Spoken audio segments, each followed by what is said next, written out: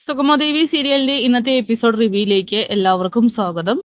അങ്ങനെ ദേവികയെ പാർട്ടി നേതാവ് വിളിച്ചു വരുത്തുന്നുണ്ട്. എന്നിട്ട് RK സാറിന്റെ ആ ഒരു പ്രൊജക്ട് അത് എത്രയും പെട്ടെന്ന് പാസ്സാക്കി വിടാനായിട്ട് പറയുകയാണ്. ഇത് കേൾക്കുമ്പോൾ ദേവിക ശക്തമായി തന്നെ എതിർക്കുന്നു. അതായത് ജനങ്ങൾക്ക് ദോഷമായിട്ടുള്ള ഒരു കാര്യങ്ങളും താൻ ചെയ്യില്ല എന്നും അത് തന്റെ വാശിയാണെന്ന് ദേവിക പറയുമ്പോൾ ഇനി ഒരിക്കലും അവൾക്ക് ഒരു സീറ്റും കൊടുക്കില്ല എന്ന് പറയുകയാണ് ത്യാഗരാജനോട് ആ നേതാവ്. തെറ്റുപറ്റിപ്പോയി ഇനി അത് ആവർത്തിക്കില്ല എന്നും ആ നേതാവ് തീരുമാനിക്കുന്നുണ്ട്. അച്ഛനേക്കാൾ ആദർശമാണ് മരുമകൾക്കെന്നും അയാൾ പറയുന്നു. ത്യാഗരാജനാണെങ്കിൽ ഇത് കേൾക്കുമ്പോൾ തന്നെ സന്തോഷമാവുന്നുണ്ട്. എന്തായാലും പ്രഭാവതിയെ കളിയാക്കുന്നുണ്ട് സിദ്ധാർത്ഥനും ദേവികയും ചേർന്ന്. അതായത് ഡിപ്രഷൻ അടിച്ചിരിക്കുകയാണെന്നും എത്രയും പെട്ടെന്ന് ഒരു ഡോക്ടറെ കാണിക്കണം എന്നൊക്കെ പറഞ്ഞിട്ട്. ഈ സമയം അരുന്ധതിയാണെങ്കിൽ CPയോട് പറയുകയാണ്, രണ്ടും കൽപ്പിച്ചുകൊണ്ട് തന്നെ താൻ ഇറങ്ങി തിരിക്കുകയാണ്. എൻ്റെ മകനെ എനിക്ക് കിട്ടണം. അതുകൊണ്ട് തന്നെ ഞാൻ ഇപ്പൊ തന്നെ ചന്ദ്രോത്ത് വീട്ടിലേക്ക് പോവാൻ തീരുമാനിച്ചു. ഇത് കേൾക്കുമ്പോൾ തന്നെ CP പറയുന്നുണ്ട്, മേഡം അത് വേണോ? അത് വേണം CP.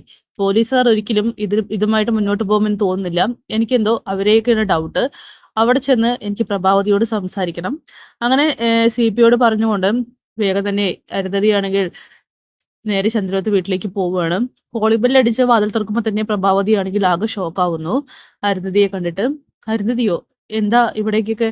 അത് എന്താണെന്ന് ഞാൻ വിശദമായിട്ട് പറഞ്ഞു തരേണ്ട ആവശ്യമുണ്ടോ എന്നിങ്ങനെ അരുന്ധതി ചോദിക്കുമ്പോൾ ഞങ്ങളെല്ലാവരും എല്ലാം അറിഞ്ഞു.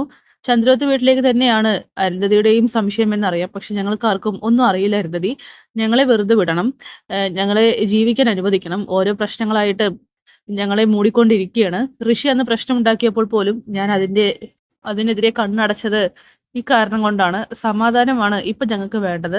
ആരുടെ അടുത്തും ഒന്നിനും ഞങ്ങളില്ല. അതുകൊണ്ട് വെറുതെ വിടണം എന്നൊക്കെ പറയുമ്പോൾ അങ്ങനെ വെറുതെ വിടാനോ മാപ്പ് തരാനെന്നല്ല ഇപ്പൊ ഈ അരുന്ധതി വന്നിരിക്കുന്നത്.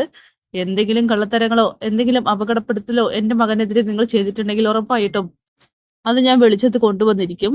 എനിക്കൊരിക്കലും നിങ്ങൾക്ക് ആർക്കെതിരെയും മാപ്പ് തരാനായിട്ട് കഴിയില്ല.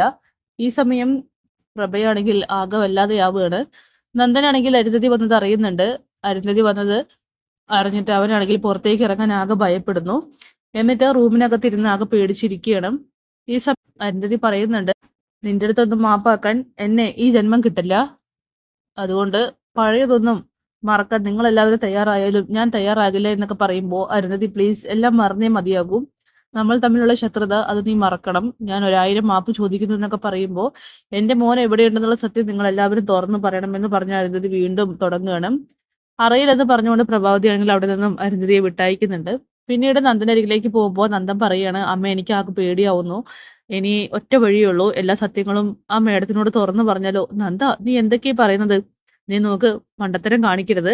അമ്മയെ അറിയാതെ നീ ഒരിക്കലും ഇനി ഒന്നിനും പോയി ചാടരുത്. എന്തുണ്ടെങ്കിലും ഞാൻ നിന്റെ കൂടെ ഉണ്ടാവും. നിന്നോടൊപ്പം നിന്ന് ഫേസ് ചെയ്യാൻ ഞാൻ ഒറ്റക്കെട്ടായി തന്നെ ഉണ്ടാകും. പിന്നെ നീ പേടിക്കണ്ട. അരുന്ധതിയോട് ഇപ്പൊ ഒന്നും പറയാൻ നിൽക്കരുത്. ഋഷി തിരിച്ചു വരുമെന്നുള്ള പ്രതീക്ഷയിൽ തന്നെയാണ് അവൾ ഇപ്പോഴും. അത് അങ്ങനെ തന്നെ നിൽക്കട്ടെ മോനെ. എനിക്ക് എൻ്റെ മോന്റെയും കാര്യം നോക്കണം. ഒരു കയ്യബദ്ധം പറ്റിയതല്ലേ എന്നൊക്കെ ചോദിച്ചുകൊണ്ട് നന്ദനെ സമാധാനിപ്പിക്കുകയാണ്. നന്ദനാണെങ്കിൽ വീണ്ടും വീണ്ടും ആ ഒരു ചിന്ത അലട്ടിക്കൊണ്ടിരിക്കുന്നുണ്ട്. പിന്നീട് നന്ദനാണെങ്കിൽ ഇക്കാര്യം വേഗം തന്നെ നമ്മുടെ കെവിനെ വിളിച്ച് പറയുകയാണ്, എടാ ആകെ പ്രശ്നത്തിലാണ്. അരുന്ധതി മാഡം വീട്ടിലേക്ക് വന്നിരുന്നു. ഞാൻ അവരോട് സത്യങ്ങളൊക്കെ തുറന്നു പറഞ്ഞാലോ? അവരെ കണ്ട് നമുക്ക് സംസാരിച്ചാലോ? നന്ദ നീ മണ്ടത്തരം പറയല്ലേ. കൊടുങ്ങാൻ പോകുന്നതേ നീ മാത്രമല്ല ഞാനും കൂടിയാണ്. അക്കാര്യം എപ്പോഴും നിനക്ക് ഓർമ്മ വേണം. നിന്നോടൊപ്പം എല്ലാത്തിനും കട്ടയ്ക്ക് കൂടെ നിന്നവനാണ് ഞാൻ. അതുകൊണ്ട് നീ എന്നെ പോലും കുടുക്കി കളയരുതെന്നൊക്കെ പറഞ്ഞുകൊണ്ട് നന്ദനെ ഭീഷണിപ്പെടുത്തുകയാണ് കെവിന്. എന്തായാലും നന്ദനാണെങ്കിൽ ആകെ പിടിച്ചു നിൽക്കുന്നുണ്ട്. അപ്പൊ കാത്തിരിക്കാം കിടിലൻ എപ്പിസോഡ്സിനായിട്ട്. Bye bye.